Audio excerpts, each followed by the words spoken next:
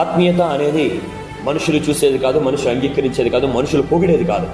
ఆత్మీయత అనేది దేవుడు చూసేది.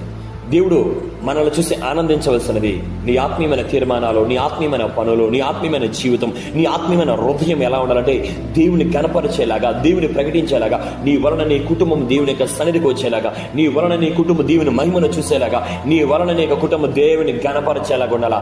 అటువంటి వారు ప్రతి కుటుంబంలో ఉంటే ఆ కుటుంబాలు ఆశీర్వాదకరంగా ఉంటాయి, దీవెనకరంగా ఉంటాయి, దేవుని మహిమతో నింపబడతాయి, దేవుని యొక్క కృప చేత ఆ కుటుంబాలు ఆశీర్వదించబడతాయి.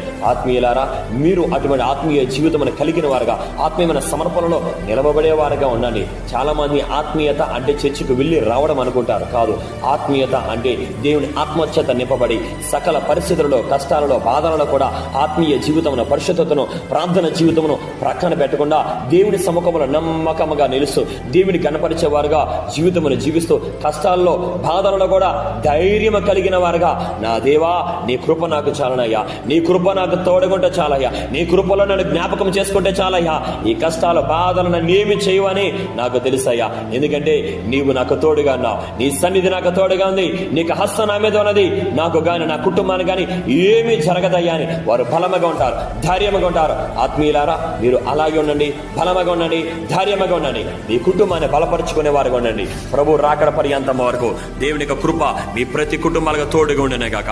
దేవుడు మీ ప్రతి పరిస్థితులలో మీకు విజయాన్ని కలుగజేయనే గాక. God bless you.